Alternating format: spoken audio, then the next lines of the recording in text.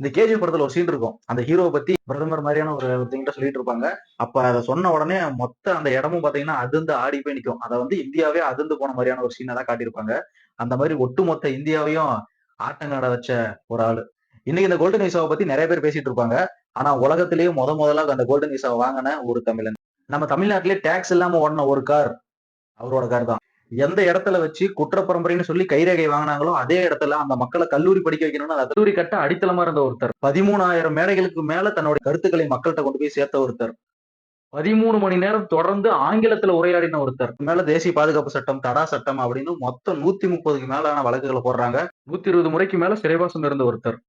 புரட்சியாளர், பேச்சாளர், சட்ட வல்லுனர், ஆன்மீகவாதி இப்படின்னு பல்வேறு பேர்களுக்கு சொந்தக்காரர். புனித போராளி பழனி பாபா அவர்கள். அவர்களுடைய பிறந்தநாள் தான் இன்னைக்கு. இன்னும் பழனி பாபா அவர்களை பத்தி சொல்லிட்டே போலாம். இந்த நாள் பத்தாது. பழனி பாபான்னு சொன்னோம்னாவே அவர் ஒரு இஸ்லாமியர் சொல்லி அவர் ஒதுக்கக்கூடிய நேரங்கள் அவருடைய காலகட்டங்களிலும் இன்னைக்குமே வந்து பாத்தீங்கன்னா நடந்துட்டு இருக்கு. தன மேடைகள்ல அவர் பேசியிருக்காரு. ஒரு மேடைகள்ல கூட அவர் என்னுடைய இஸ்லாமிய சொந்தங்களேங்கிற வார்த்தையை பயன்படுத்துனது இல்ல. என்னுடைய தமிழ் சொந்தங்களேங்கிற வார்த்தையை தான் வந்து பாத்தீங்கன்னா பயன்படுத்தியிருக்காரு. குறிப்பா இளைஞர்கள் கிட்ட தன்னுடைய கருத்துக்களை கொண்டு போய் சேர்க்கணும், அடுத்த தலைமுறையாவது நல்வழிப்படுத்தி கொண்டு போகணும்னு தன்னுடைய வாழ்க்கையவே மக்களுக்காக வந்து அர்ப்பணித்த ஒரு மாபெரும் தலைவர். இந்த நவம்பர் 14 பழனி பாபாவுடைய பிறந்த நாள் அன்னைக்கு அவருக்கு உயர வணக்கங்கள்.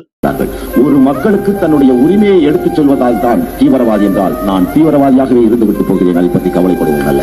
அதற்கு இந்த நாட்டில் என்ன வேண்டுமானாலும் தண்டனை கொடுங்கள், சிறையில் அடையுங்கள், சிலுவையில் கூட அடியுங்கள், அதை கவலைப்படுவதில்லை. சிரம் கூட துண்டித்துக் கொள்ளுங்கள், சிரித்த முகத்தோடு ஏற்றுக்கொண்டு செல்பவர்கள். கொஞ்சமாவது சூடு சொர்ணையோட குறைச்சுக்கப்பா.